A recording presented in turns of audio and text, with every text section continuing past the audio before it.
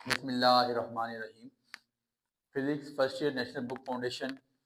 Last topic है हमारा chapter number 11 electricity का, और एक छोटा सा topic carbon fibre in concrete bridges. आप सोच रहे होंगे सर कंक्रीट ब्रिजेस है, पुल बनाने हैं, पुल में कार्बन फाइबर आ गए और इसके साथ इलेक्ट्रिसिटी का ताल्लुक क्या है। तो आपको पता होना चाहिए कि कार्बन बेसिकली उसमें कंडक्टर होता है, उसकी वजह से जो आपके ब्रिज बनाए जाते हैं, जो आपके पुल बनाए जाते हैं, उसकी जिस time at the end of जब पुल बन जाते हैं, ठीक है, फिर उसको चेक करने के लिए, उसकी रेजिस्टेंस को चेक करने के लिए वहाँ पे हम कार्बन फाइबर का इस्तेमाल करते हैं। तो बेसिकली छोटा सा टॉपिक इसमें है क्या, कहता है carbon fibers are made mostly of carbon atoms, mostly of carbon atoms, mostly of carbon atoms से बनाए जाते हैं। Carbon fibers are made mostly of carbon atoms and used to strengthen concrete and used to strengthen मजबूत करने के लिए किसको, and used to strengthen concrete, जो आप कंक्रीट का पुल बना रहे हैं, कंक्रीट इन कंस्ट्रक्शन प्रोजेक्ट्स। लाजमी नहीं कि सिर्फ पुल में इस्तेमाल होता है, ब्रिज का मतलब पुल है कंक्रीट। ये जो आप सीमेंट सरिया रेत बजरी इस्तेमाल करते हैं, ये बेसिकली कंक्रीट उस चीज को कहा जाता है। तो कहता है कि हम वहां पे कार्बन फाइबर का इस्तेमाल कैसे करते हैं और क्यों करते हैं। कहता है बेसिकली कार्बन फाइबर बनते हैं किससे, कार्बन एटम से, and use to strengthen concrete, और कंक्रीट को मजबूत करने के लिए इस्तेमाल होते हैं। ठीक है, अब इसके यूजेस क्या क्या, बेसिकली ये बड़ी इंपॉर्टेंट बात है। करते क्या क्या है, ये कार्बन फाइबर डाला क्यों जाता है। इंक्रीज स्ट्रेंथ, ये छोटा शॉर्ट के लिए टॉपिक है। स्ट्रेंथ को इंक्रीज करता है, उसकी मजबूती को बढ़ाता है। बेटर ड्यूरेबिलिटी, उसकी लाइफ टाइम इंक्रीज करता है। कार्बन ब्रिज की, जो आपने ब्रिज बनाया कंक्रीट ब्रिज, ठीक है जी। लेस क्रैकिंग, इसकी वजह से क्रैक्स कम पड़ते हैं। आपने देखा होगा घरों में क्रैक्स पड़ जाते हैं कुछ अर्से तक, तो वहां पे हम इसी को इस्तेमाल कर रहे होते हैं, किसको, कंक्रीट को ही इस्तेमाल करते हैं। लेकिन पुल, जो आपके पुल हैं उसमें कार्बन फाइबर इस्तेमाल किया जाता है, वो हीट रजिस्टर है। जब हीट गुजरती है तो वो हीट वहां से आसानी पास हो जाती है, इसलिए वहां पे क्रैक नहीं पड़ते। तो इसका इस्तेमाल क्या, रेस क्रैकिंग। फिर लाइट वेट, ये थोड़ा सा लाइट वेट होता है, जिसकी वजह से उसको कंक्रीट, आपके पास जो पुल है उसका वेट थोड़ा सा आपको बाकी कंक्रीट की निस्बत ज्यादा नहीं लगता।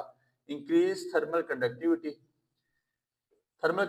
मेन इसका काम सर, जो आपको समझना चाहिए और जो आपको समझ आ रही भी होगी, थर्मल कंडक्टिविटी को इंक्रीज कराता है। जब टेम्परेचर ज्यादा पड़ता है पुलों पे, जब आपके पास सूरज की रोशनी डायरेक्ट पड़ रही होती है, तो कार्बन फाइबर बेसिकली क्या करते हैं कि थर्मल कंडक्टिविटी इंक्रीज कराते हैं। और कंक्रीट में से आपके पास जब ज्यादा उस पर हीट पड़ेगी ना, तो कंक्रीट में क्रैक्स पड़ जाते हैं। तो वो क्या करता है, कंक्रीट को आगे मतलब थर्मल कंडक्टिविटी को या हीट को आगे ट्रांसफर करा देता है। थर्म का मतलब होता है हीट, कंडक्टिविटी पास करवाता रहता है हीट को। तो बेसिकली कार्बन फाइबर इसलिए इस्तेमाल किए जाते हैं। अब इसकी अमाउंट कितनी होगी, the ideal amount of carbon fiber, the ideal amount of carbon fiber to add 0.3% by volume of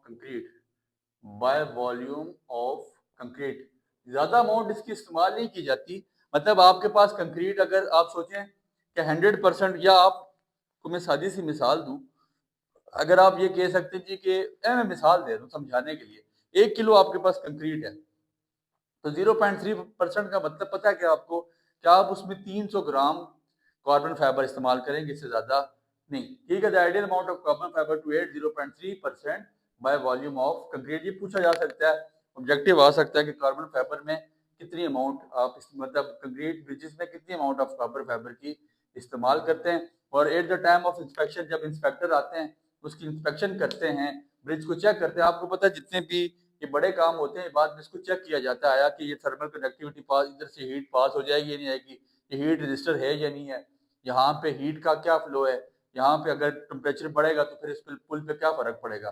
तो फिर बेसिकली जब इंजीनियर्स आके या इंस्पेक्टर्स आके ये काम कर रहे होते हैं, तो ये बेसिकली ये फ्यूचर इसको फायदा दे देता है, जिसकी वजह से क्या होता है कि वो चेक कर लेते हैं कि यार हीट तो आगे ट्रांसफर हो रही है, और कार्बन फाइबर हीट को आगे ट्रांसफर करवाने में मदद देते हैं। और पुल की जो क्रैकिंग, जिसमें मतलब पुल में क्रैक पड़ने के चांसेस बहुत ज्यादा कम हो जाते हैं ड्यू टू कार्बन फाइबर। छोटा सा टॉपिक था, कंसेप्चुअल था।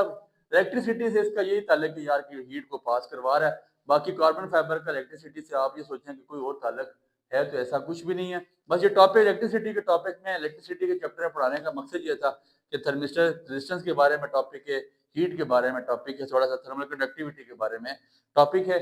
उम्मीद है आपको चैप्टर समझ आया। दुआ में याद रखिएगा। इंशाल्लाह मिलते हैं नेक्स्ट लेक्चर के साथ। अल्लाह हाफिज।